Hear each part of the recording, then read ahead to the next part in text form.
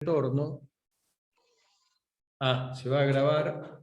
Yo no escucho muy bien, Dani, ¿cómo hago para escuchar yo por ahí las preguntas después? Por ahí le hacemos más claro, ¿no? Sí. ¿Y no me lo puedes poner mirando para mí? Así, ahí ve. ¿Igual la cámara que te toma? Sí, la cámara es esa.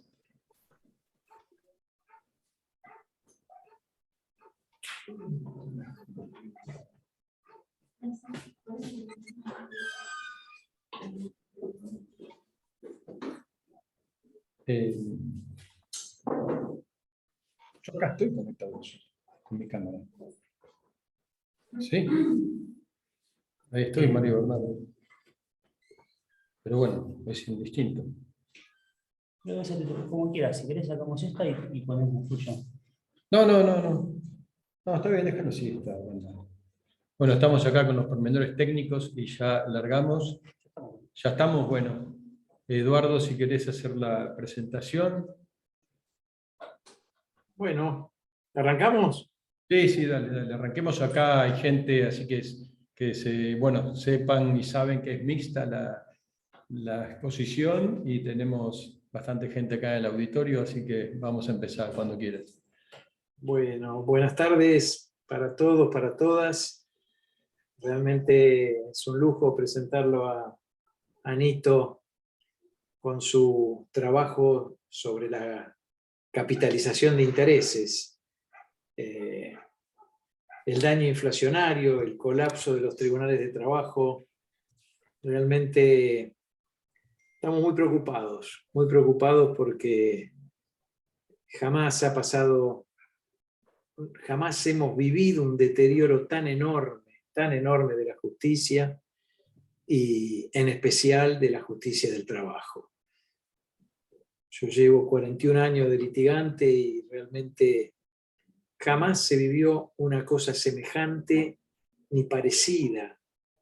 Yo no quiero ser demasiado exagerado, pero no sería errado decir hoy que desapareció la justicia del trabajo, que ya no existe más, que todas las luchas de tantos años para tener justicia laboral,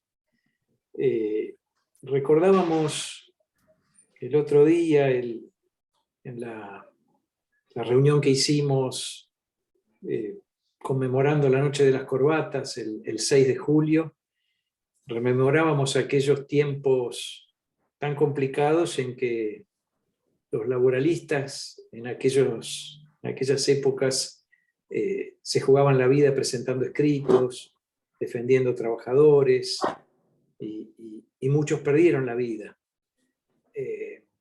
Hoy no tenemos ese riesgo personal, pero a lo que han matado es a la justicia del trabajo.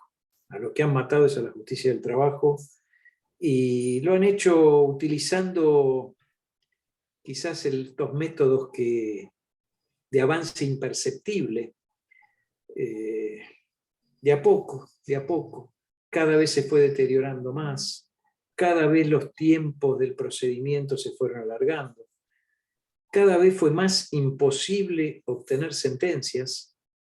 En general, sí, son sitios para ir a conciliar, son lugares donde los trabajadores son obligados, entre comillas, a renunciar a sus derechos irrenunciables. Eso es lo que hoy tenemos. Procesos que duran 7, 8, 10 años para obtener una sentencia, con suerte, si logramos obtenerla, y con una licuación gigantesca de los montos. Es algo impresionante. Entonces, no es mentira decir que los pleitos tardan esta cantidad de años, lo tardan.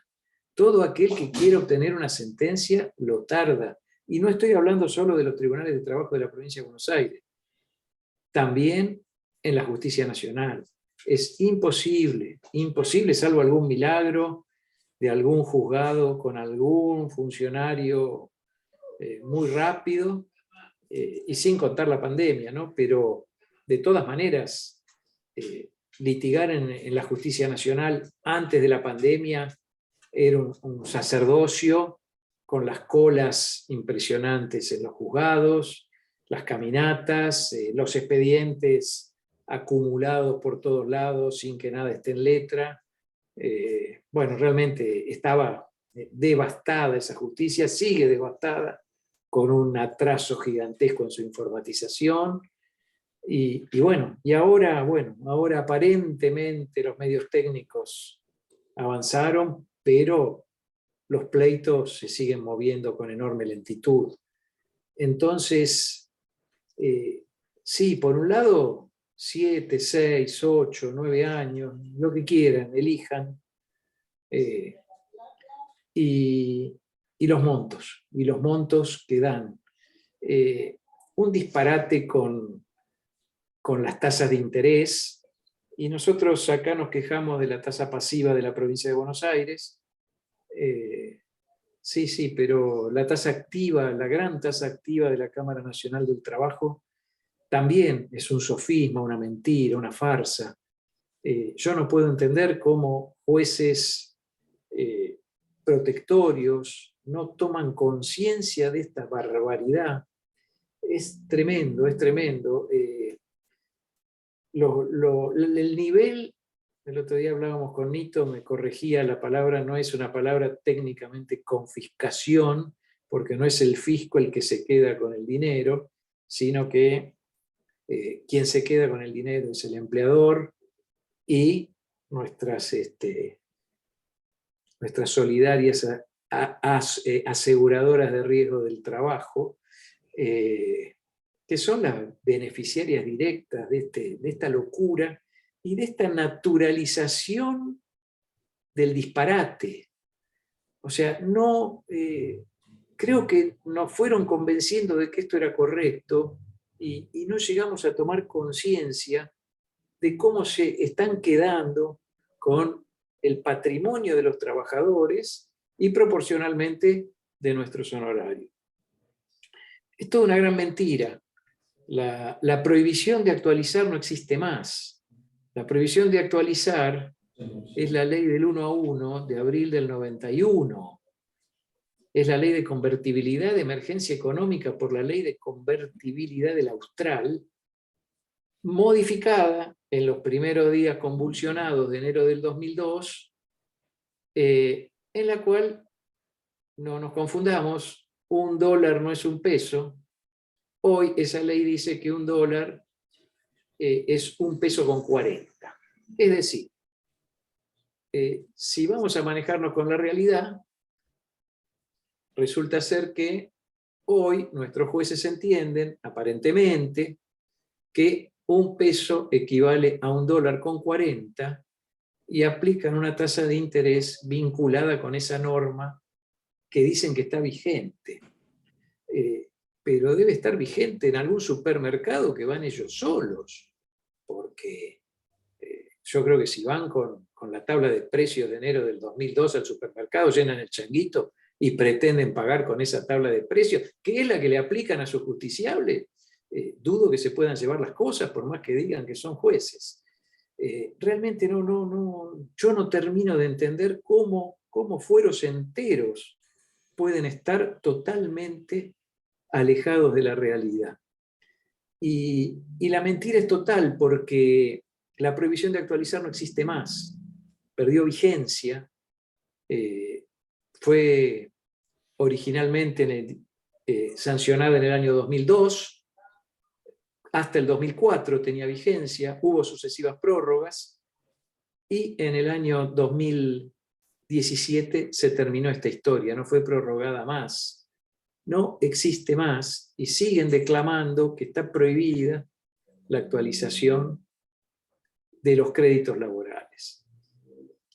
Ahora bien, está prohibida la actualización de los créditos laborales, pero los sueldos de los magistrados aparentemente no están prohibidos de actualizar, o están prohibidos y no se dieron cuenta.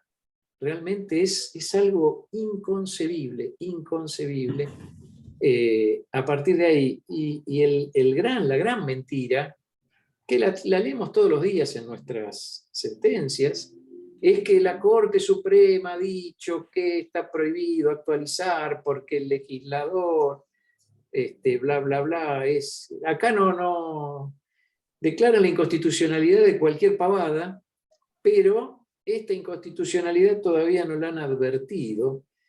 Y acá nos encontramos con otra mentira, y es que estos fallos de corte son anteriores todos al 2017.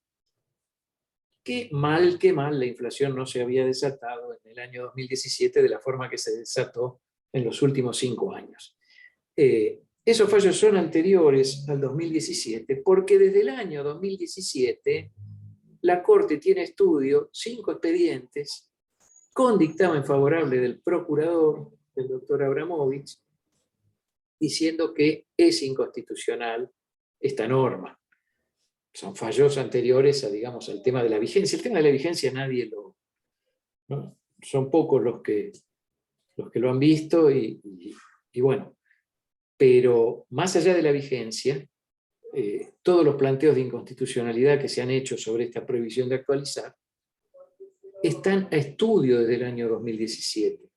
En mi caso estoy tratando de llevar toda la Corte, tratando de pleitos sencillos que terminan en la Corte tratando de pedir que no le apliquen el 280 y que lo acumulen o lo sumen al dictamen del procurador.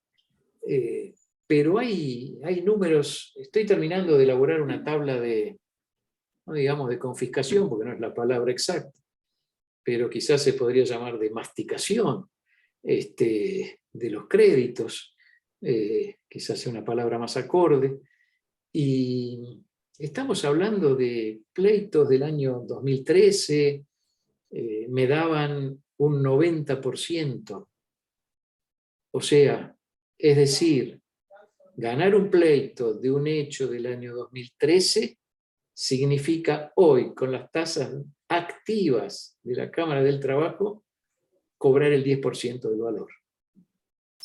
O sea, un 90% de quita generada por la propia justicia del trabajo. Así que esta es la madre de todas las batallas hoy. De nada sirve declamar la existencia de tratados internacionales o discutir la vigencia de algunas normas, si terminamos cobrando el 10% de los pleitos. Y me va a dar menos ahora, me va a dar menos porque estas cuentas las hice antes de este último golpe inflacionario, así que, bueno, espero pronto poder publicarlas con los números actualizados. Realmente me parece que tenemos que tomar plena conciencia de que no podemos seguir litigando de esta manera y que toda la colegiación organizada debe dar esta batalla esencial e imprescindible para terminar con esta mentira de la prohibición de actualizar. Obviamente, la capitalización de intereses es un camino, la inconstitucionalidad de la actualización monetaria es otro, quizás obviamente puedan ir conjuntamente. También ahora se está empezando a trabajar en el daño moratorio adicional, que sería otro instituto más, y bueno, y siempre, como siempre, condenados los laboralistas a luchar permanentemente, porque nuestra vida es lucha, y a trabajar más de la cuenta. Trabajar en algo que no deberíamos trabajar, porque naturalmente esto tendría que ser, un pleito tendría que ser simplemente el reconocimiento. La Corte de la Dictadura no había admitido estas cosas. Los fallos de aquella época son los que terminaron con la prohibición de actualizar. O sea que estamos peor en este tema que en esos terribles momentos. No hay forma de que los trabajadores defiendan sus derechos si después de 8 o 10 años de litigio van a cobrar el 10% de sus créditos. Y no hay forma tampoco de garantizar la vigencia del derecho laboral con estos tiempos de duración de los procesos. Por supuesto que esto da para largos debates, pero hoy lo venimos a escuchar a Nito, que nos trae esta variable, esta solución que bueno, que a más de uno no le va a gustar cuando tenga que pagar, pero que puede ser muy interesante y una de las salidas a esta devastación del derecho del trabajo que nos toca vivir.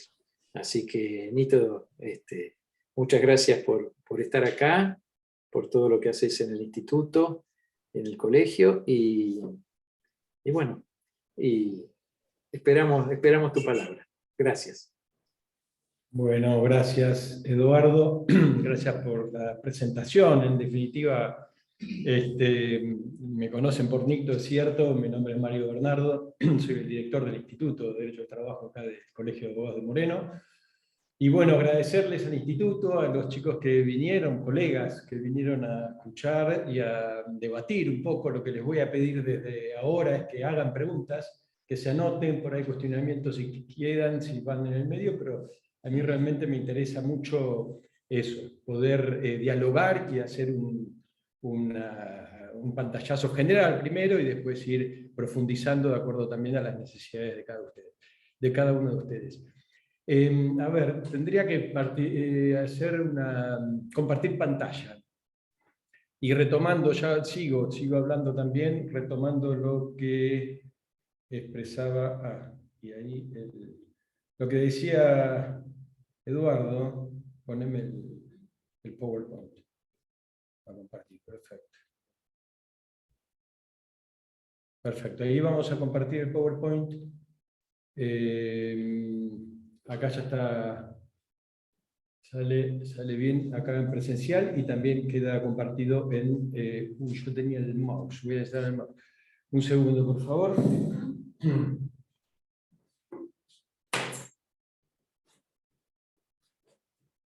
Va.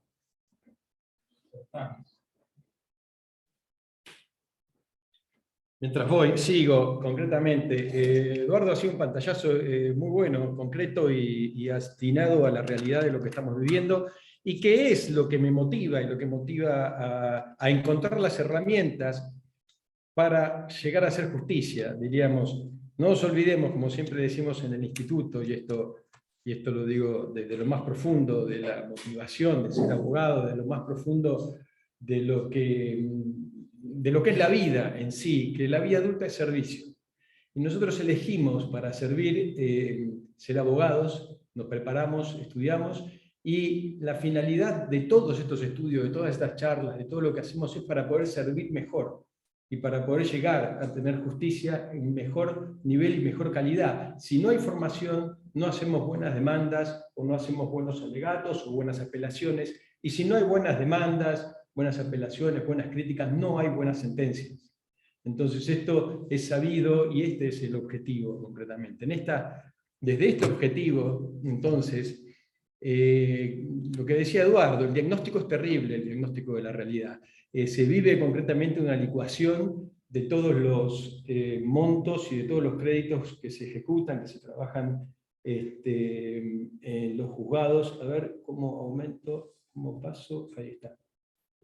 Estamos en un círculo vicioso que se da por la licuación, concretamente de los créditos que no llegan a los valores actuales de ninguna manera, que no llegan a ser compensados. Y el círculo vicioso es porque, como se licúan los créditos laborales, es un aliento a la clandestinidad, es un aliento al incumplimiento de las obligaciones laborales, porque se paga menos. El que no cumple, la RT que no está cumpliendo ahora, que no está satisfaciendo sus obligaciones e indemnizando, sabe que va a terminar pagando más. Entonces, ¿de qué se trata la justicia en este caso, en estos momentos, si no existe una compensación real que pueda llevar a los deudores a honrar sus deudas y a pagar como corresponde? Y esto no se queda nada más que en los créditos litigiosos, en los créditos laborales que se ejecutan o de cualquier sistema, sino que como repercute en los vínculos laborales puntuales, genera su degradación. Es decir, esto sí se derrama a toda la sociedad. Porque ¿quién va a cumplir? ¿Quién va a estar, es decir, forzado o perseguido con la idea de tener que cumplir sí o sí, porque si no se le hace más caro, si es al revés? Entonces, esto va degradando los vínculos laborales, va degradando los vínculos que son en realidad personales, es decir, de persona a persona en el trabajo, la persona que trabaja, que no deja su integridad afuera del trabajo, en la calle, cuando entra a prestar sus tareas, y repercute concretamente en toda la sociedad para abajo, y genera concretamente el colapso del Poder Judicial, el colapso de los tribunales. Es decir, la cantidad de incumplimientos que se van dando concretamente desde las ART, que son las más incumplidoras, que te llevan todas las negociaciones a la baja. Es decir, te hacen las determinaciones de incapacidad, obviamente a través de las comisiones médicas y toda su influencia de poder, pero determinan las incapacidades en montos inferiores, hacen ofertas para cancelar en montos inferiores. ¿Por qué? Porque esta es la degradación de todos los vínculos jurídicos. Es lo que estamos viviendo en la actualidad. Entonces, se generan más juicios, se colapsan los tribunales y ahí empieza este círculo vicioso que no logra tener un fin, porque los juzgados, los jueces, hoy día no encuentran las herramientas, no encuentran la salida, la respuesta para poder salir de este círculo vicioso. Hay una resistencia concretamente a usar esta herramienta de capitalización de intereses, como lo vamos a mostrar ahora, como es una resistencia a todo cambio paradigmático. Hasta ahora ha surgido el anatocismo, o viene arrastrando una rémora moral, una rémora de los sistemas jurídicos, como un castigo, es decir, se lo tiene muy vinculado a la usura. Bueno, pero vemos que esto era, o es una cuestión de muy antigua, y que hoy día todo el sistema económico y social está produciendo con la capitalización de intereses en todos los órdenes, desde la reglamentación bancaria, como lo vamos a ver, desde la reglamentación del sistema financiero. Así que, hecho esta introducción, vamos a pasar a hablar expresamente y puntualmente de qué es. A ver si sigo viendo un poco. Bueno, críticas que tengo que hacer también. Está la prohibición de indexar, que como decía Eduardo es muy cuestionable. Está toda la cuestión de aplicación de deuda de valor, el concepto de deuda de valor del 772 del Código Civil y Comercial, que en la provincia de Buenos Aires la Suprema Corte empezó a darle cabida con el juicio, con las sentencias en los fallos Aguiar y Papaglia, pero no siguió. Es decir, yo personalmente tengo datos y tengo sentencias de juicios de antigua data en lo que son los salarios que toman como referencia para hacer el cálculo el cálculo Woto, la fórmula Woto o Méndez, y no han vuelto a utilizarlo, al menos en los casos que yo he presentado. Bueno, eso fue y la Suprema Corte también, en el fallo Bertali, hace poco, ha confirmado todo este sistema de tasas, que encima de tasas que son negativas, realmente negativas en relación a la inflación. Por esto que decíamos, la licuación, que produce la licuación de estos valores. Lo que toma la Suprema Corte es una pauta un tanto, para fijar los intereses, ¿no? Es una pauta un tanto arbitraria, porque lo que pretende reparar, el daño moratorio que pretende reparar, es el que hubiera percibido el trabajador de tener la plata en su momento y poder colocarla en los plazos fijos, en un plazo fijo. Pero acá se da vuelta la cuestión, porque el trabajador, el perjuicio que tiene no es no es lo que deja de ganar si hubiera tenido la plata en mano, sino que es, al no tener la plata, tiene que pedir prestado, y es esos intereses que se le cobran los que realmente forman el perjuicio que está sufriendo. Y esos préstamos que va pidiendo, como vamos a verlo enseguida, al no poder satisfacerlos, al no poder cumplir y devolverlos porque el deudor laboral, el empleador o la RT continúa incumpliéndole a él y lo obligaron a ir a juicio, esas deudas que tiene el trabajador de esa plata tomada se le cobra con capitalización de intereses, en todos los ámbitos, en el ámbito bancario, en el ámbito financiero y en la calle, Es decir, los trabajadores muy difícilmente tengan, y más que nada despedidos, por ejemplo, tengan capacidad y calidad calificada, obviamente, por los bancos para ingresar al sistema financiero y al sistema bancario. Entonces, el daño que sufre el trabajador cuando no se le paga su crédito es muy superior al que entiende la Corte en el rédito que deja de percibir. A ver, ¿cómo seguimos con esto? Estamos viendo el PowerPoint. Ecuación de créditos, degradación de los vínculos, aumento de la litigiosidad, produce el colapso de los tribunales y los jueces no tienen respuesta.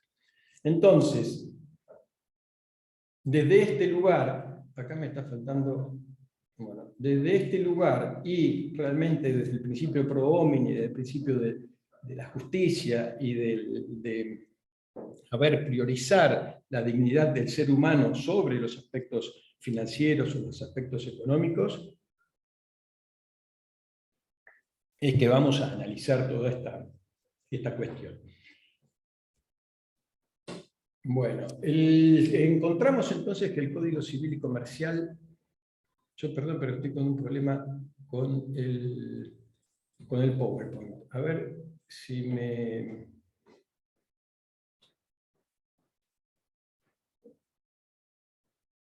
¿Qué es lo que aparece acá? La diapositiva siguiente. Ah, la diapositiva siguiente. Bueno, listo, me estaba mareando. Perdón a todos y ahora seguimos.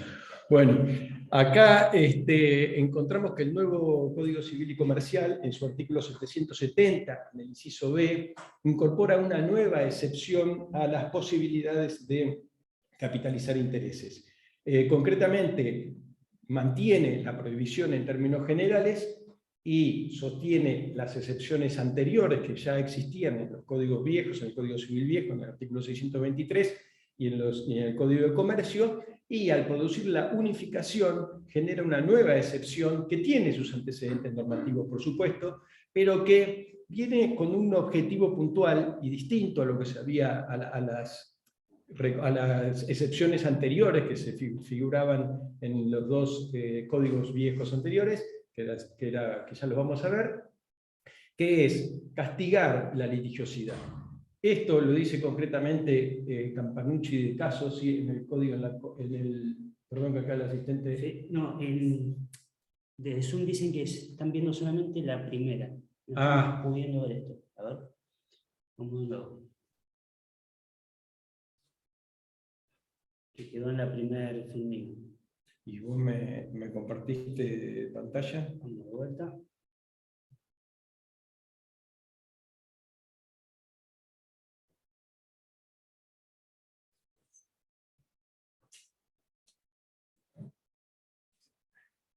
Bueno, igual podemos... Esta es Esa es la segunda. Ah, no, la tercera. La tercera. Vimos. Pantalla grande.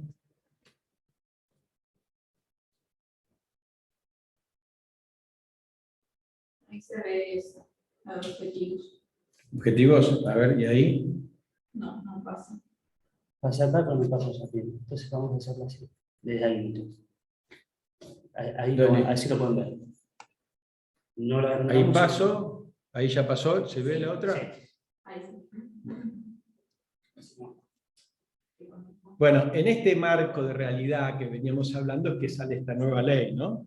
Reconociendo que Argentina tiene una economía inflacionaria, es decir, no podemos desconocer el marco de realidad donde salen las normas, y también tenemos que interpretarla con esta mirada de progresividad y de los derechos, del principio protectorio. Es decir, cuando sale una norma nueva nos preguntamos, a ver, ¿de qué forma el legislador quiso proteger más y mejor a los trabajadores, en el caso nuestro? Ese simplemente es el método para interpretar progresivamente. Entonces, en no nada más que reducido al derecho del trabajo, se entiende que la nueva excepción es castigar la litigiosidad del deudor moroso que continúa reticente a un notificado de la demanda. En esta línea se expresó Campanucci de Caso en el Código Civil y Comercial de la Nación comentado, ahí tienen la cita, y es un poco lo que nosotros venimos siguiendo y es lo que entendemos que puede llevar a desatar el colapso de los tribunales de trabajo, los tribunales de todo el país, ¿no? Se tiene dicho entonces desde los años 80 que es un método eficaz también para compensar la inflación, porque el otro objetivo que vemos concretamente es el de compensar el daño inflacionario, no repararlo, porque esto sería posterior, pero evitar el daño inflacionario. Con un claro método que es la capitalización, porque, a ver, opera y trabaja de la misma forma que trabaja la inflación. La inflación es acumulativa. La inflación se divide, se marca de un mes a otro y se va sumando cada porcentaje inflacionario, de lo mismo que se pone anualmente. Entonces, la capitalización de intereses viene a ser el mismo sistema, pero aplicado inversamente. Por eso decimos que es contrainflacionario, que es el otro objetivo que se le puede dar concretamente a la ley y que entendemos, de acuerdo a los antecedentes normativos que vamos a ver, que es lo que buscó el legislador.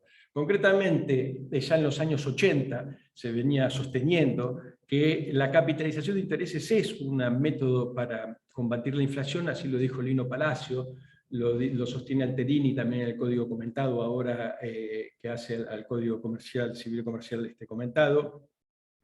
Y ellos en su momento, en los años 80, planteaban la inconstitucionalidad de la prohibición de capitalizar. Y planteaban esto porque lo contrarrestaban con el principio de propiedad del artículo 17, es decir, el derecho de propiedad. Entonces decían, bueno, de la otra forma, hacer juicios, como nos está pasando ahora, significa una expoliación de la propiedad del acreedor, en este caso trabajador, y un beneficio hacia el deudor.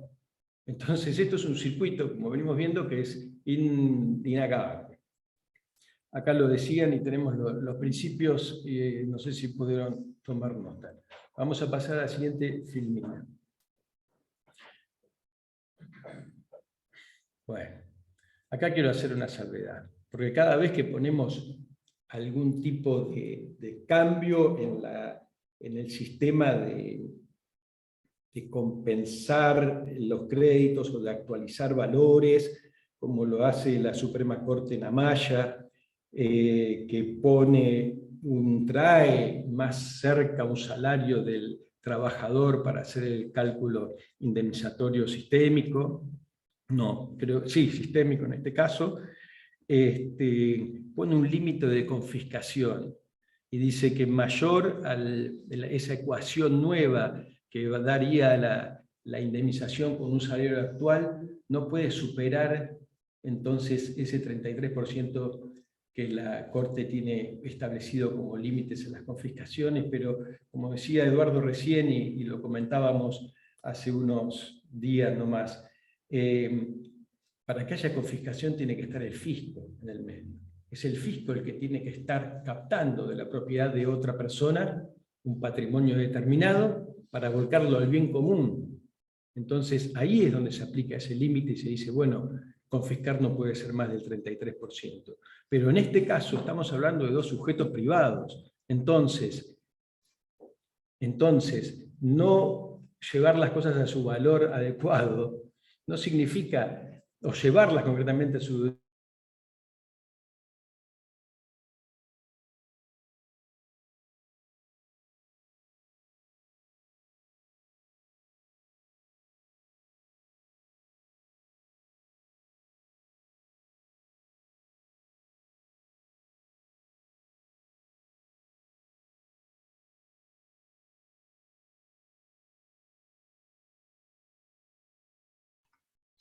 Se dejó de escuchar. Perdón.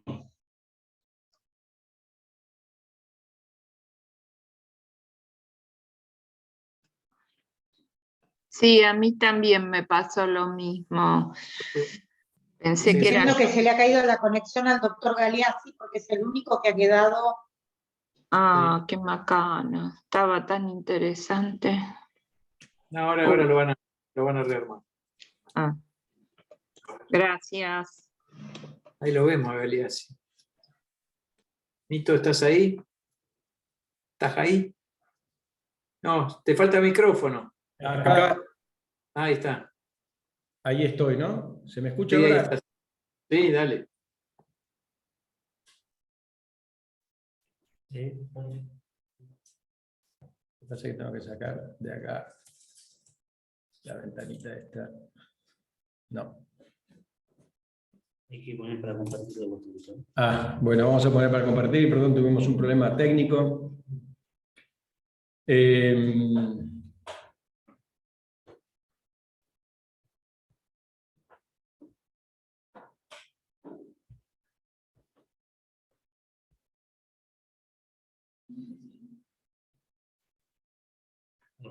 Ahí está, perfecto. Bueno, los antecedentes normativos siempre fue prohibido en la legislación civil como una cuestión clásica, del derecho clásico.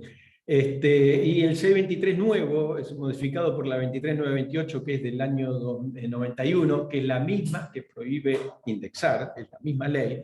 Ahí incorpora una nueva excepción que es el convenio anterior al nacimiento de la deuda. Hasta ahora, hasta ese momento, se capitalizaba nada más que con deuda vencida. En la negociación de pago se podía decir, bueno, te capitalizo los intereses y te doy nuevo plazo. Ahora, en el C23 nuevo, del año 91, se permite capitalizar por convenio en forma anterior a adquirir la deuda. ¿Esto qué significa? Que también se puede capitalizar intereses no morosos, no significa que tienen que ser intereses devengados por incumplimiento. Y se permite un periodo, una periodicidad que fijen las partes, es decir, no establece ningún límite, ni ninguna, es decir, la periodicidad, estamos hablando de la cadencia, ¿no?, para hacer la capitalización.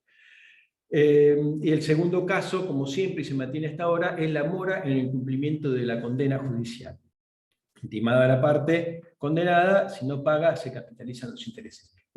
Lo vamos a ver que es un continuo que no recibe mayores cuestionamientos, que es aceptado por toda la justicia, no así este nuevo inciso B, esta nueva modificación a partir de la notificación de la demanda. Luego, la 23928, bueno, es la que, como dijimos, dispone indexar. Pero acá esto es lo que veía que es importante. Eduardo, con lo que vos decías recién, si bien la 23928 prohíbe indexar, permite capitalizar de antemano para que sea comparable a una indexación, para que sea comparable a una licuación de valores nominales de la deuda. ¿Por qué? Porque dispone justamente en la última parte del artículo 623 que serán válidos los acuerdos que se basen en la evolución periódica de las tasas de interés en plaza. Es decir, permite la capitalización que viene a compensar la inflación posible que se produzca. El Código de Comercio entonces registraba en la cuenta corriente mercantil, permitía por vía convencional la capitalización y fijaba así un límite de 3 meses en su periodicidad. Y la cuenta corriente bancaria también lo permitía, pero por imposición. No disponía la convención, no necesitaba un acuerdo de partes. Directamente en la reglamentación de la cuenta corriente bancaria, en el Código de Comercio, se disponía que tenía que capitalizarse y por un plazo de 3 meses que podía ser reducido o podía ser modificado por convención entre partes. Y ahora lo que vamos a ver es que eso se mantiene en la actualidad, pero por reglamento del Banco Central, del año 2019, que lo vamos a ver ahora en breve, se capitaliza por un mes, es decir, mensualmente, con una periodicidad mensual. Pero no me voy a adelantar. El otro punto del Código de Comercio viejo que establecía es el mutuo comercial. Y acá en el mutuo comercial sí vemos en el artículo 629 un antecedente directo de este 770, inciso B, porque dice que se capitalizan los intereses con la demanda, pero que se adeuden a lo menos por un año, dice la norma. Es decir, cuando haces la demanda se puede capitalizar intereses, pero si la deuda es superior a un año. Esto decía el 569. Pero estamos hablando del mutuo comercial, donde el fin es absolutamente de lucro y viene de una convención, viene de un acuerdo, que es exactamente el lucro. No es un acto, una deuda, un acto antijurídico, como es tanto despedir a un trabajador o un accidente o un daño a la integridad psicofísica que tiene que ser reparada. La particularidad de este mutuo comercial es que en el artículo 570 se prohíbe capitalizar durante el proceso. Y vamos a ver que es la única norma que prohíbe capitalizar durante el proceso, porque lo que venimos hablando hasta ahora, tanto en la cuenta corriente bancaria, en la cuenta corriente mercantil, como en las disposiciones del 623 del Código Civil, que también son acuerdos civiles, se permite capitalizar o se capitaliza desde la mora hasta la cancelación definitiva de la deuda, porque en ningún momento se excluye el proceso, el término procesal. En el único lugar que se lo excluía es en el 570. Y esto es lo que la unificación va a dejar de lado. Va a abandonar este concepto de prohibir los intereses durante el proceso judicial, porque justamente era la excepción a la regla. Y es, además, algo contrario al razonamiento, a la razonabilidad, porque justamente si se busca hacer más cara no tan solo la litigiosidad, sino la deuda en sí misma, es decir, lo que se busca es el cumplimiento de las obligaciones. Entonces, si se busca el cumplimiento de las obligaciones, no podemos dejar de lado capitalizar durante el proceso, justamente. Sumamos el objetivo de castigar la litigiosidad.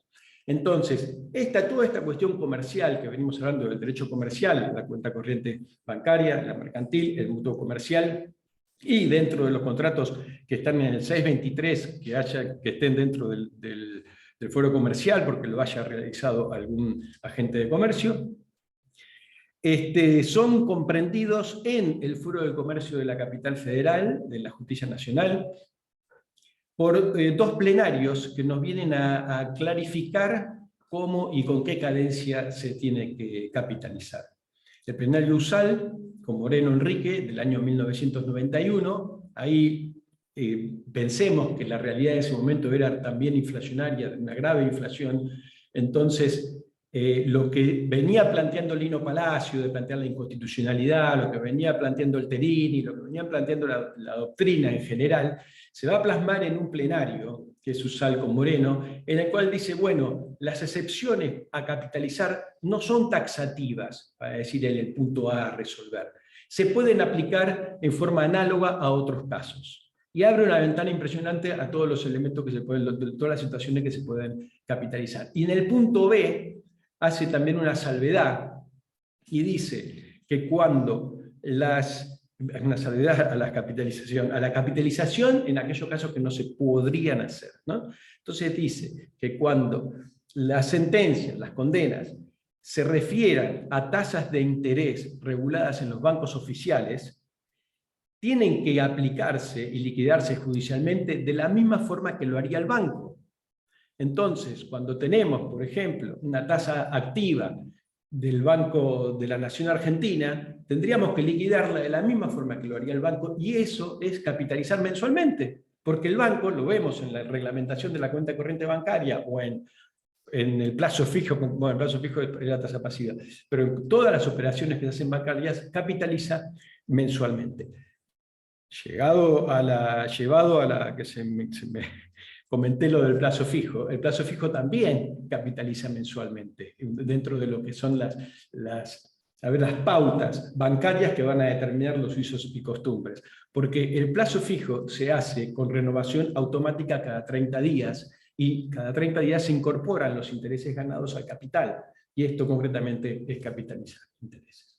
Acá está claramente, y cito, la reglamentación de la cuenta corriente bancaria hecha por el Banco Central de la República Argentina en el año 2019, el 1 de julio, ahí está la cita, en la cual se dispone por obligación, es decir, ya no da la facultad de acuerdo, sino que concretamente regula la cuenta corriente diciendo que se va a capitalizar mensualmente todas las deudas que tengan que ver con ella. Entonces, en resumen, los códigos viejos respecto a la causa fuente y el periodo de acumulación y cadencia se establece en el 623, que se capitaliza, es convencional, se capitaliza desde la mora hasta la cancelación definitiva de la deuda y no tiene un límite de cadencia. En el comercial se establece lo mismo, es decir, siempre es convencional desde la mora hasta la cancelación definitiva, y lo que va cambiando de alguna forma son las cadencias. La cuenta corriente comercial pone 3 meses, la cuenta corriente bancaria, lo que dijimos, es mensual, ahora por reglamentación, y en el 569, que era el mutuo comercial, era desde la mora y hasta únicamente hacer la demanda, hasta la demanda. Entonces, ¿qué viene a unificar el nuevo código? Todos estos conceptos, si bien deja la cuenta corriente en el mismo estado y la cuenta corriente mercantil, perdón, y la cuenta corriente bancaria en la misma situación, va a unificar el concepto civil del 623 y del 569 para el mutuo. Y va a unificar los criterios, concretamente, porque ya la excepción de no cobrar, de no capitalizarse durante el proceso no tiene sentido, no tiene lógica con todo el resto de la normativa y con los usos y costumbres. Lo vamos a ver. Eso es lo que logra la unificación y lo que busca. Concretamente, a ver si nos está faltando algo, perdón. Bueno, los tres supuestos del artículo 770 que viene a unificar, como dijimos, es el inciso A, que es convencional, y es cada 6 meses, y no requiere que caiga sobre los intereses morosos, puede ser intereses directamente a devengarse en futuro. El inciso B, que la obligación se demande judicialmente, y en este caso la acumulación opera desde la fecha de notificación de la demanda. Esto es sobre intereses morosos y no fija la cadencia. Y en el inciso C, que es indiscutido y de aplicación automática de todos los jueces, porque viene históricamente aplicándose, es el del incumplimiento de la condena judicial. El inciso D abre la puerta a otras disposiciones legales que se puedan reglamentar en el futuro. Ahora, creo que esta es la filmina que viene. Discúlpenme un segundo, porque no soy tan amigo. Ahí está. La nueva, bueno, esto lo pasamos por arriba porque la nueva corriente, la cuenta corriente bancaria y la cuenta corriente mercantil continúan siendo iguales a lo que era el código viejo y lo que acabamos de decir. Y pasamos directamente al análisis del 770 inciso B, que, como dijimos, dice que la obligación se capitaliza. A ver, está prohibido capitalizar, salvo que, en la excepción que la obligación se demande judicialmente, y en este caso la acumulación opera desde la fecha de la notificación de la demanda. Y acá tenemos dos aspectos muy, muy importantes y fundamentales para su aplicación concreta, que es desde cuándo se capitaliza, qué intereses son los que se capitalizan y cuál es la cadencia de la capitalización. Esos tres elementos son importantísimos y son los que más se van a discutir. Bueno, siguiendo los antecedentes, y tenemos que discriminar un concepto muy importante que es la capitalización, es concretamente la acumulación de intereses al capital. Entonces, cuando el artículo 770, cuando el inciso B nos dice que se acumulan desde la fecha de notificación de la demanda, nos tenemos que preguntar qué intereses se acumulan desde ese momento. Es decir, notificamos la demanda y nace el derecho del acreedor a acumular los intereses. En ese momento nace el derecho. Entonces, ¿qué intereses se acumulan el día que notifico la demanda? Se acumulan concretamente los intereses devengados hasta ese momento. Y esto es lo que tiene interpretado la Cámara Nacional de Apelaciones del Trabajo en todas las sentencias, porque esto, y se quedan ahí, ese es el gran problema, capitalizan o acumulan intereses únicamente hasta la fecha de notificación de la demanda. Este es el antecedente del 569, y este es el concepto de acumular intereses, concretamente. Pero no termina allí, porque el Código Civil dice desde la notificación de la demanda. Desde nos lleva directamente a que es de ahí en adelante. Entonces ahí realizamos la primera capitalización cuando se notifica la demanda. Y después, durante el proceso y ahí en la continuidad, se tienen que seguir capitalizando y se siguen capitalizando los intereses por disposición legal, que después vamos a ver claramente que es imperativa. Lo que tenemos que definir ahora es en qué cadencia se va a capitalizar durante el proceso. Y voy a recordar que en todos los otros supuestos se capitaliza desde la mora, como estamos diciendo ahora, hasta la cancelación definitiva de la deuda. En todos los supuestos que se habla de la excepción a la prohibición de capitalización. Entonces no podemos dejar afuera, por un principio de igualdad ante la ley, por un principio de progresividad, no podemos dejar afuera los derechos de los trabajadores a que no se capitalicen igual que se hace en todos los otros créditos. ¿Por qué va a tener el sistema financiero, el sistema bancario, los comerciantes en sí mismos mayores beneficios que los trabajadores, que es el sujeto de preferente tutela constitucional, como siempre decimos y como se sabe? No tiene lógica sostener en esas condiciones. Y ahora vamos a seguir, a ver. Por eso, es ahí, en el punto de capitalizar la primera etapa con la notificación de la demanda, es que tenemos que entender la diferencia que es sobre qué intereses se aplica y el acto concreto de acumular los intereses al capital, que es esta capitalización.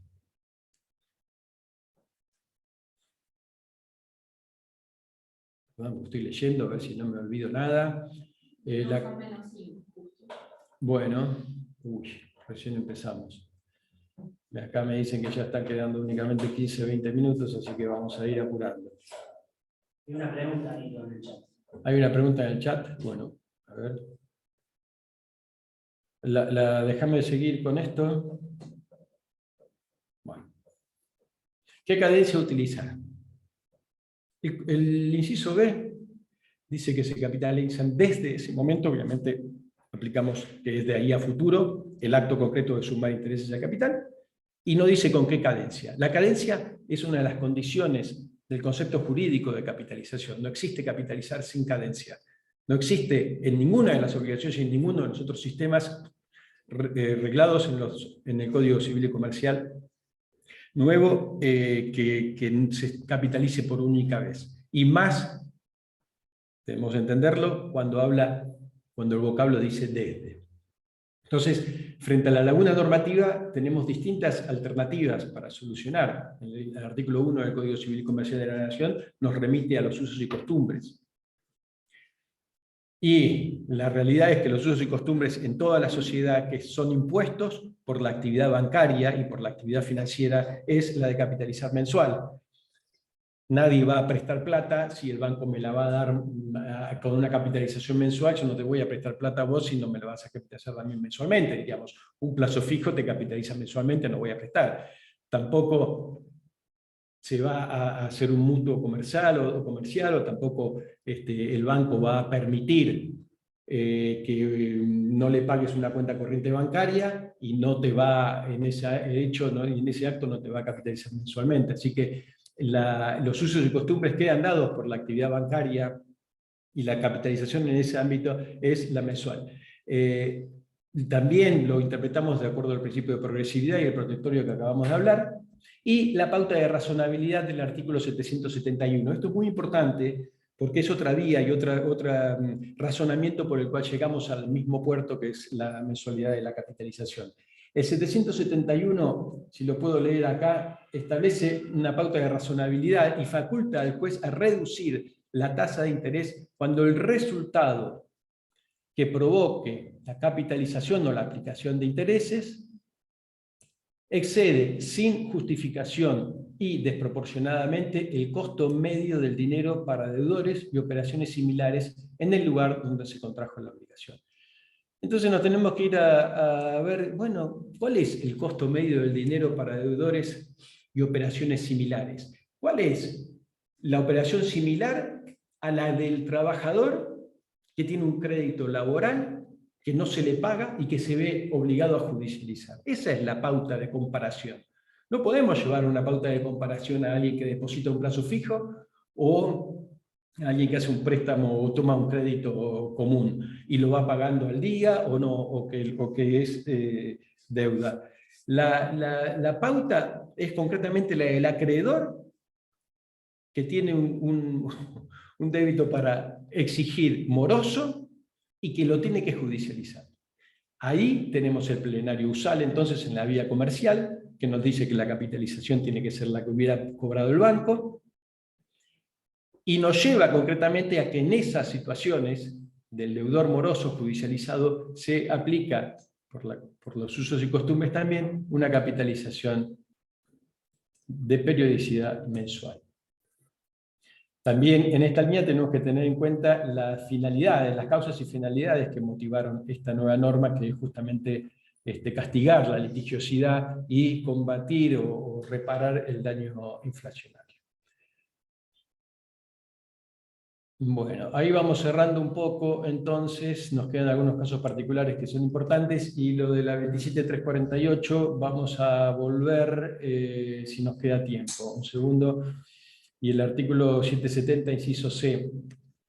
En el 770, inciso C, nadie lo cuestiona, por eso vamos a ir a la norma imperativa y a ver por qué, acá en las cuestiones particulares, acá quería llegar, por qué hay tanta reticencia o tanta resistencia de los jueces a la aplicación de esta capitalización de intereses. Es decir, el inciso C es lo mismo.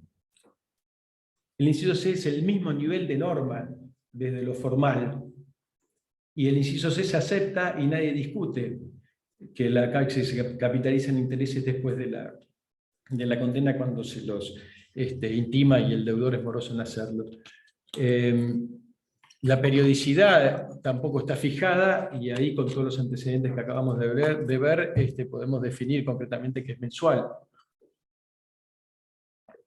Pero a lo que voy es por qué hay tanta...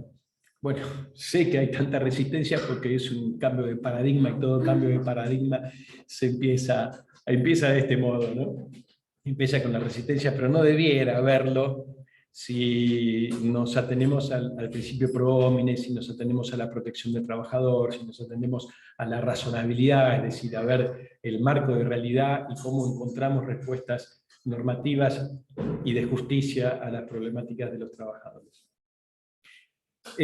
Las cuestiones particulares que vamos a abordar es que, una pregunta, ¿es necesario que esté pedido en la demanda? Y la respuesta es que no, porque es una cuestión de puro derecho. Entonces, una vez que están pedidos los intereses, esto es una condición, un efecto que aplica sobre los intereses. Una vez que están pedidos los intereses, se dan las condiciones que la ley prevé. Estén pedidos los intereses, que haya intereses morosos y que esté notificada la demanda. Entonces, no es necesario que sea solicitado. Si se dan las condiciones, el efecto jurídico se tiene que aplicar. El otro aspecto es que es imperativo para el juez. No es facultativo como el 771 que acabamos de ver, donde el juez puede o podrá, dice el código, reducir los intereses en el caso de una irrazonable diferencia. Y acá es una cuestión que, claro, corre obviamente también el principio de iura non curia en el caso de no ser pedido, porque es una obligación. Es decir, el carácter imperativo viene dado también porque la cuestión de la redacción. A ver, está prohibido salvo que ocurran los hechos previstos en el inciso A, el B y el C. Si está prohibido salvo que, es lo mismo que decir se tiene que hacer en la posición A, en la situación del A, del B y del C.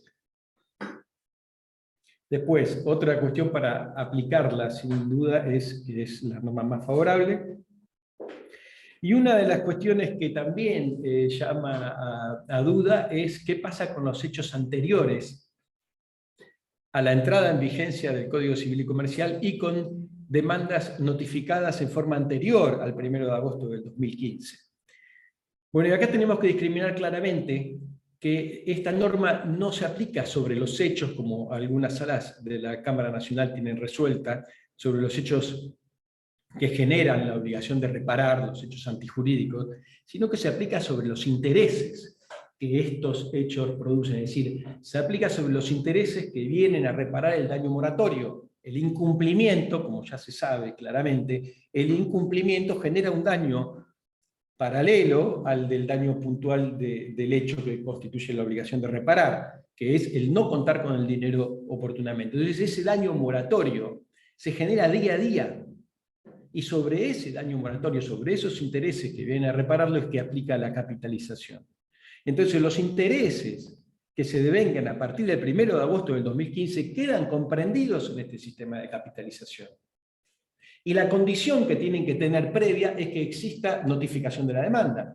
Entonces, en todos los juicios y procesos que estaban pendientes de sentencia, por supuesto, a la fecha del 1 de agosto del 2015, que entró en vigencia el código, empiezan a capitalizarse desde ese mismo día.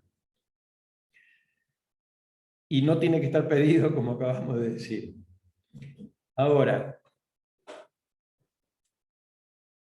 bueno, la condición se encuentra cumplida, que es que prevé la ley, entonces, que es la de demanda que se encuentre notificada. El proceso está vigente y hay intereses morosos, así que se aplica sobre esos en ese momento. Después, ya pasamos concretamente a la jurisprudencia de la Cámara Nacional de Apelaciones del Trabajo y luego vamos a ver casos puntuales. La jurisprudencia, acá ahí la pueden leer, la más importante a mi criterio es la de la Sala 4, porque son los que más para mí han tenido claridad y han interpretado con mayor flexibilidad o con mayor amplitud este instituto, diciendo concretamente que no es necesario, por ejemplo, que se lo pida expresamente, que una vez pedidos los intereses y que se dan las condiciones, tiene que aplicarse la capitalización. Ahora, no disponen la capitalización periódica, ninguna de estas sentencias dispone la capitalización periódica desde la notificación de la demanda, como dice la norma.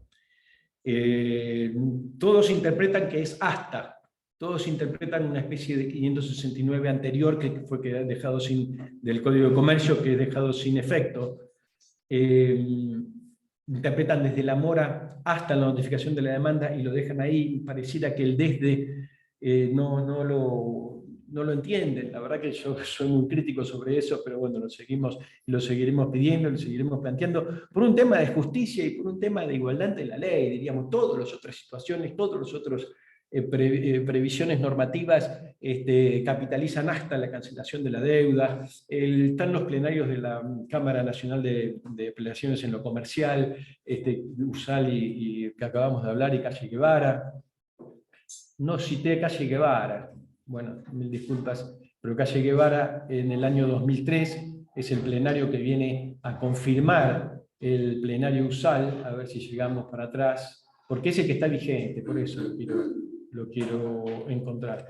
Calle Guevara, Raúl, 25 de agosto del 2003, es el plenario actualmente que está vigente, y como habíamos dicho que USAL amplió el abanico de capitalización a todas otras situaciones similares y analógicas, y que por analogía corresponda la aplicación, en Calle Guevara, Raúl, se va a volver a restringir esa situación y va a decir, no, las excepciones son taxativas. Únicamente se puede capitalizar en los casos de las excepciones de la SE23 y las comprensiones y el Código de Comercio.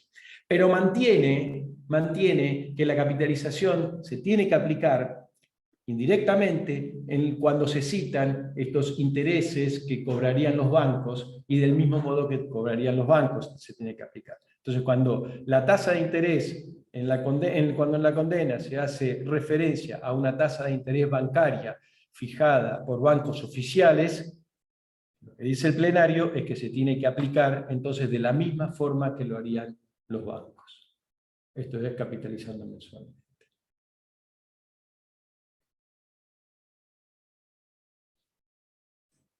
Me queda muy poco tiempo, ya analizamos la jurisprudencia de la Cámara. En este caso Medina María Cristina de la Sala 4 es donde se establece que no hay que pedirlo, que se aplica de oficio, que la norma es imperativa, pero aplica únicamente hasta y no desde. Y yo acá les traigo casos concretos nuestros, del estudio, donde podemos ver las terribles diferencias que hay lo que es el daño inflacionario, cómo no se puede hablar de ningún tipo de compensación del daño inflacionario con los intereses actuales de la Cámara, y mucho menos con los intereses de la Suprema Corte de la Provincia de Buenos Aires, que son inferiores a la Cámara de Apelación. Acá, por ejemplo, tenemos, no voy a dar nombres, un solo caso, porque está citado de la Sala 7, después lo vamos a ver puntualmente, pero acá vemos, por ejemplo, que en un salario, creo que esto es del 2012, de 9.300 pesos que se toma como pauta indemnizatoria para el IBM, en un mismo trabajo que hoy día estaría percibiendo el trabajador 90.000 pesos de básico. Tenemos que el capital de condena, obviamente tomado a valor histórico, es de 167.000 pesos. El monto de capital de condena, que según la sentencia, el capital más intereses de las actas da 850.000 pesos. Estoy viendo acá, el porcentaje de incapacidad no lo tenemos, pero bueno, que con la capitalización de intereses son 4.600.000 pesos. Que con el salario actual, es decir, hablando de la deuda de valor, como también una de las formas de evitar el daño inflacionario, a la cual se le aplicaría una tasa del 6%, una tasa pura del 6%, da 3.700.000, fíjense que hay mayor similitud con la capitalización de intereses, que con la inflación y costo de vida del INDEC, más el 6%, que también es otra forma de actualizar valores, bueno, es la forma concretamente histórica de actualizar valores, da 5.200.000, y que con valor dólar da 7.500.000 pesos. El dólar lo tomo como pauta de referencia porque el 772, que habla concretamente de deuda de valor, que es también una de las salidas legales que corresponden aplicar a este tipo de deudas, pero bueno, estamos en esa histórica pelea o tensión entre deudas nominales y deudas de valor. Todo esto que acabo de decir aplica a las deudas nominales, ¿no? Si es deuda de valor, nos olvidamos de esta problemática, pero el valor dólar está remitido en la 772, en el 772, cuando dice que las obligaciones se pueden pactar en una moneda extranjera. Lo habilita, ¿no? Y después hacemos la comparación con el piso mínimo, que sería más tasa pura, ¿no? Que sería vigente de la ley 26773 y el piso mínimo del decreto 1694, establecen que en este caso, no me acuerdo qué porcentaje de incapacidad, pero sería 2.300.000 pesos. Acá vemos comparado lo que es el daño inflacionario, y que la sentencia entonces de 849.000 pesos con un daño inflacionario de 7.500.000.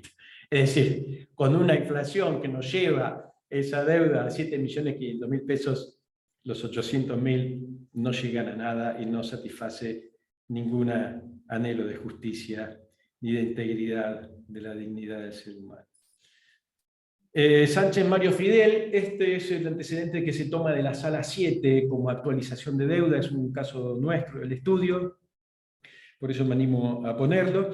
La sentencia dispone la capitalización, y acá hago la crítica, y se ve claramente la deficiencia de los objetivos que se propuso el legislador cuando establece este nuevo sistema y esta nueva excepción, por la interpretación restrictiva que hace la Sala 7, que es la que hacen todas las salas. La aplicación restrictiva, es decir, se aplica la capitalización una sola vez y al momento de notificar la demanda. Esto evita la actualización, el procurar restañar el daño inflacionario. Y lo vemos concretamente, según la sentencia, el monto del capital, en este caso, es de monto de capital actualizado, según como marcó la sentencia, exactamente, hasta la notificación de la demanda, discúlpenme que estoy pensándolo, es 293.000 pesos. Con la actualización del salario por RIPTE hubieran sido 1.500.000 pesos. Con la inflación y costo de vida INDEC hubieran sido casi 2 millones de pesos. Con valor dólar hubiera sido, estamos hablando de 4.800.000, 4.700.000 pesos, y con la capitalización utilizada de forma correcta, en forma mensual, desde la mora y hasta la sentencia, la deuda se eleva a 2.274.000 pesos. Vemos que es lo más parecido, lo más similar a lo que es el costo de vida, la inflación del costo de vida, y bastante cercano a la actualización con el RIPTE. Por ejemplo, muy lejos nos queda el valor dólar, pero bueno, es un valor de referencia que va con los vaivenes de la economía. Bueno, yo me animo entonces a concluir esta charla, que ya me están cortando, tenía bueno, estamos muy bien, 6:15 para terminar, para que los colegas que van al seminario de Derecho del Trabajo que estamos organizando con los colegios de abogados, con la coordinación principal del Colegio de San Isidro, puedan asistir tranquilamente a las clases de los martes. Yo creo que la capitalización concretamente establecida en el inciso B cumple las dos funciones y las va a cumplir en la medida que se cumple, que se lo aplique correctamente. Va a dar satisfacción a la idea de reparar el daño inflacionario y a la idea de destrabar el colapso de los tribunales, a la idea concretamente de justicia.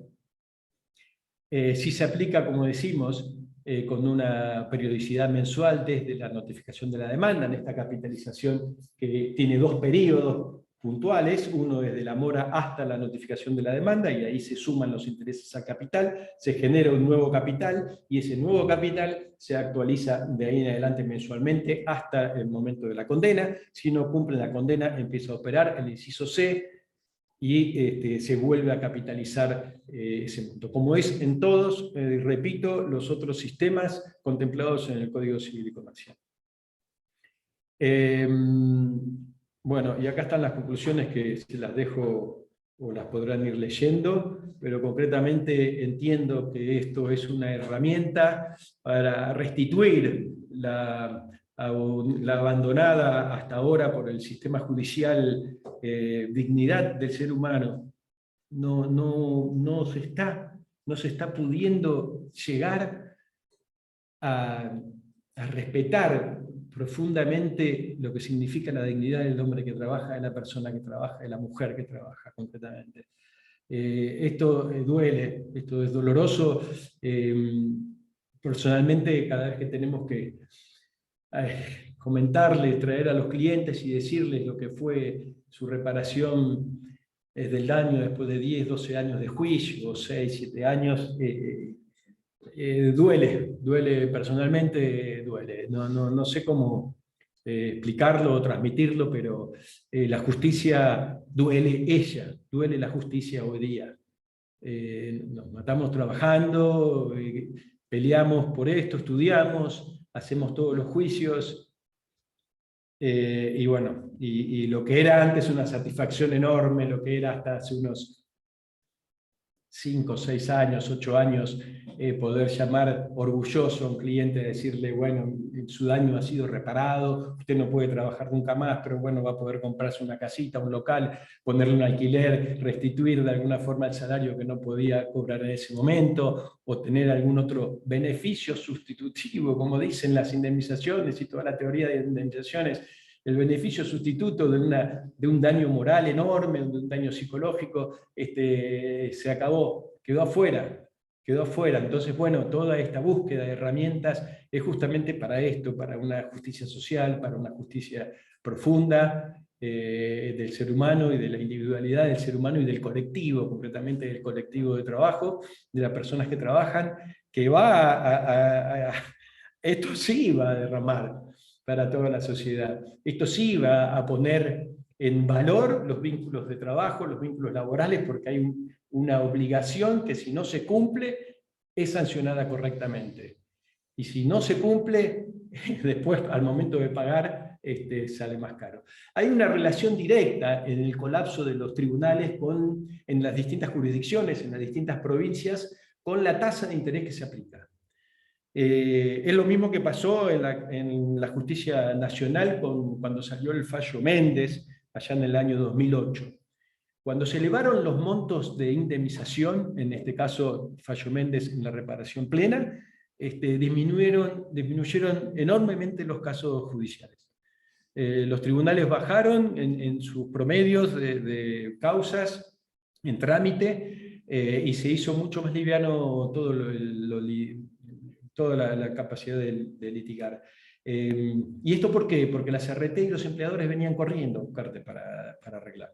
Venían y ofrecían montos realmente importantes, o montos que podían considerarse reparadores. Hoy día, nada, todo lo contrario. Todo lo contrario. Uno tiene un juicio de 7, 8, 10 años de trámite y vienen y te ofrecen la RT, por ejemplo, la reparación sistémica con el IBM histórico. Cuando uno lo tiene ya ganado, todo transitó, todo el juicio. Es realmente una situación de cárcel la que estamos viviendo. Es una situación que no se encuentra hasta ahora salida, y las tenemos acá. Ese es lo más complejo, lo más difícil de entender. Están las normas, falta voluntad para hacerlo. Están las normas acá, las deudas si las consideramos nominal, y están las normas para las deudas si las consideramos deuda de valor. No nos olvidemos de eso, el 772. Hace muy poco sacaron una sentencia ejemplar en la sala 3, la doctora Cañal y el doctor Raffagelli, donde se vuelcan concretamente a la deuda de valor y producen la tasación correcta y concreta de lo que es un daño indemnizatorio. Así que bueno, entiendo que este sistema y esta es una herramienta correcta, legal y vigente para restañar el daño inflacionario que traerá la limpieza del colapso de los tribunales del trabajo, y traerá con esto mayor justicia social y concretamente progresividad en la efectividad de los derechos humanos fundamentales. Así que bueno, acá dejamos y vamos a ver las preguntas. Si hay hechas, me decías, Daniel, que sí. Dale, no sé si ustedes acá tienen alguna pregunta. ¿Es posible pactar anatocismo ante la disparidad de poder de negociación del trabajador? Es que imagínate que no. En el contrato de trabajo, es decir, vos empezás a trabajar y decís, bueno, en el caso que no me pagues el sueldo, me vas a... Bueno, sabemos obviamente que no. Todas, no hay posibilidades, diríamos, de poner condiciones el trabajador cuando va a iniciar un vínculo laboral. No. Bueno, puede haber en casos excepcionales de niveles jerárquicos o de profesionalismo, pero en términos generales no lo veo de ninguna forma viable, posible. ¿Otra pregunta?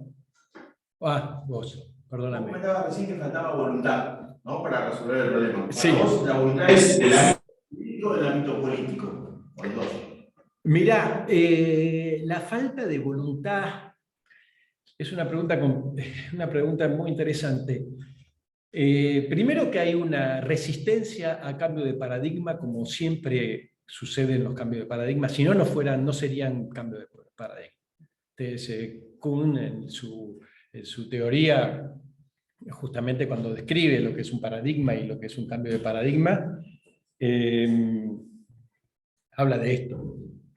Como va cayendo un paradigma porque no da respuestas reales justamente a las condiciones que se están viviendo, a lo cotidiano, o a la respuesta que se pretendió dar con la teoría, y entonces empieza un nuevo paradigma para encontrar situaciones nuevas. Va cayendo y va subiendo uno. Eso es una de las situaciones. Hay una rémora moral y hay un concepto histórico de los jueces de que está prohibido el anatocismo y cómo lo vamos a dar ahora y cómo se va a dar. Ahora, yo creo que todo este sistema no es inocente.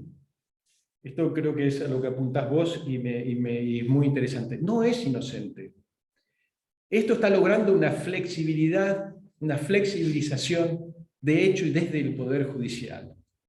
Las Cortes Supremas son las que mantienen estos niveles de intereses, que generan el colapso, que generan la degradación de los vínculos y este círculo vicioso que veníamos hablando. Esto no es inocente. Entonces ahí sí entiendo que hay una cuestión política. También los jueces tienen miedo de los medios, también tienen miedo de los poderes reales y de las amenazas que hay. Imagínate un juez que diga que aplica esto y que sale en los medios y sale en la tapa de un diario muy conocido de mucha circulación y dicen, ¡ay, mirá lo que hace el Poder Judicial, como lo llaman ellos, o tal juez! en este caso tal juez, y lo van a ligar a una línea política determinada, dispuso la capitalización, y este trabajador que tuvo un 20% de incapacidad ahora cobra 7, 8 millones de pesos, 10, 15 millones de pesos, como si fuera algo loco o absurdo o algo fuera de lo normal. Bueno, ese tiene miedo. Y también tienen mucho miedo los jueces a las sanciones de nulidad de la Corte Suprema. Que la Corte Suprema, que es la que maneja esto de alguna forma, en la última palabra, en la última ratio, termine diciéndole, no, hiciste mal, esto no se hace así, esto se hace de la otra forma, entonces que los castiguen, y en la Suprema Corte ni hablar. El tema es que en ese contexto no tenemos una solución, por lo menos a corto plazo. Bueno, para eso estamos acá. Para eso estamos acá. Digo porque la pregunta, las herramientas están y es existen. que los jueces, así como lo decís vos, aplicando, digamos, la ley, como lo estás comentando vos, tienen en su poder sacarse encima del colapso. Pero claro, por supuesto.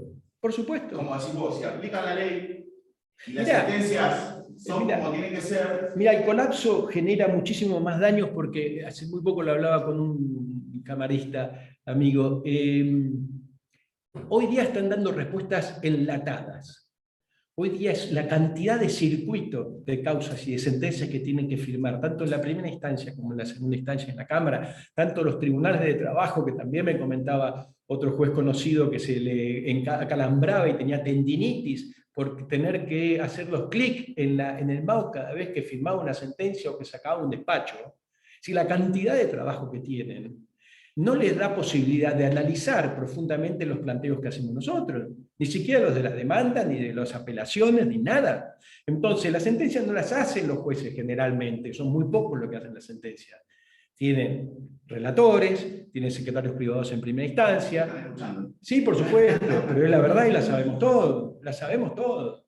Que les dan directivas y les dicen, no, esto se resuelve de esta forma. El IBM no lo cambiás, se aplica el IBM. Mirá, no, desde expósito no se puede aplicar el RIPTE a nada. Mirá, el artículo 3 de los in itinere no aplica el 20%, así que vos no podés discutir que se aplica o no el 20%. Cuestiones muy discutidas, ¿no? Podríamos ir puntualmente a cada una de ellas. Los intereses y la tasa es esta, no se capitaliza. Dentro de eso, no se capitaliza, ahora empiezan a ver, desde la notificación de la demanda hay una sola vez, y están en eso. Cuando empiezan a estudiar y a ver todos los antecedentes normativos que acabamos de hablar y de ver, yo tengo un artículo escrito, esto me olvidé de decirlo, pero tampoco creo haberlo citado, pero tengo un artículo que salió el viernes pasado, publicado en Rubinsal Cursoni. Creo que la sigla para incorporarlo era D420, bueno, no importa, lo vamos a pasar, porque está explicado todo esto en detalle, y está circulando, por lo menos en los grupos de derecho en los que yo formo parte y pertenezco, está circulando. Pero bueno, en definitiva, volviendo a lo tuyo, los jueces son los que tienen la herramienta y la solución en sus manos, sí. De ahí a que la apliquen, bueno, todos estamos rogando eso. Es muy importante sacar el colapso del Poder Judicial. Y como te decía, en distintas jurisdicciones que se aplican intereses más altos, reduce la litigiosidad, obviamente. Nos contábamos pues hace poco de La Pampa, que de Santa Rosa a La Pampa, que van corriendo a arreglar. Tienen intereses importantísimos, muy importantes, y van corriendo a arreglar. Mirá, es que a la RT le conviene. A las RT, claro, pero y alimenta el círculo vicioso, ese es el tema y lo que hay que entender. Claro que les conviene no pagar porque se licúan sus deudas. Sí, no pagar y no prevenir. Claro, exacto. No pagar, entonces no cumplir ninguna obligación. No prevenir, es decir, entendemos que todo el sistema va apuntado a la prevención de los riesgos. No va a la reparación, va apuntado a la prevención, como dijo la Corte en Torrillo, que le dio tanta preponderancia. Y lo peor es que juegan con la desesperación del trabajador, porque van y te ofrecen Claro. números irrisorios, y que bueno, que hay mucha gente que en lo que fue pandemia renunció por arreglos, chirolas, por decirlo de una forma, y nada, eso. Bueno, ¿cómo se va degradando? Yo no sé si se escucha, Dani, bueno, porque estamos en diálogo acá con los participantes en vivo y estamos dando estas conclusiones. Es así, se degrada todo, se licúan las deudas y es un círculo vicioso que no termina más. Entonces, hasta que los jueces no tomen... Es que cuando no cumplir te favorece, claro, se dio vuelta el sistema. Y no hay nada que hacer contra Obviamente, eso. obviamente. Por eso hablaba de las experiencias concretas que hay con el cambio de la Fórmula Méndez o en la Santa Rosa de la Pampa. Ahí iba ese punto. Hice el cálculo con una, bueno, acá vimos los casos puntuales y concretos, pero con una inflación normal durante 6 años del 50%. Y se los voy a contar porque me lo acuerdo, obviamente. Durante 6 años, una inflación del 50% que es acumulativa, sobre una base 100 da 1139. ¿Ok? De 100 se va a 1139. Y sobre una base 100, la aplicación de las tasas de las actas de la CNAT, de la CENAT, da 400. Es decir, en 6 años, 6 por 5, 30, tenés 300 de interés, más 100 de capital, da 400, de 1139. ¿Sabes cuánto es el interés? Si se tiene que aplicar un interés simple, directo, tiene que ser 189% anual. Si para cubrir el daño inflacionario del 50% en 6 años, que es acumulativo, tenés que aplicar una tasa directa del 189% anual. No lo van a hacer. Lo van a discutir, van a hacer nuevas acordadas, pero no creo que lleguen a 189 ni que pongan una tasa de variación, que sería realmente lo más importante. Bueno, veo acá que hay más preguntas, Dani, ¿no? Preguntan si puedes pasar los datos del fallo de la sala 3 que referiste sobre deuda. El de Diana y Raffagelli, Luis. Luis Raffagelli, Diana Cañal y Luis Raffagelli. No lo tengo acá, sí, lo podemos pasar, por supuesto. Estuvo circulando también por todos lados en este momento. No lo tengo acá, pero sí lo podemos pasar. Lo podemos colgar en la página del colegio, del instituto. Te lo paso, Daniel, después lo hacemos. ¿Alguna otra pregunta? Bueno, entonces damos por finalizado. Entiendo que no nos ha quedado nada, y damos por finalizado, entonces creo que no nos quedó nada por hablar y llegado el caso nos juntaremos en otro momento. Así que muchas gracias a todos por venir, gracias al colegio, gracias a los que están acá presentes por escuchar y hacer el silencio. Y bueno, Eduardo, damos terminada la charla ahora, no acá. No sé si vos querés también hacer un saludo, y yo saludo a todos los presentes y gracias nuevamente por venir.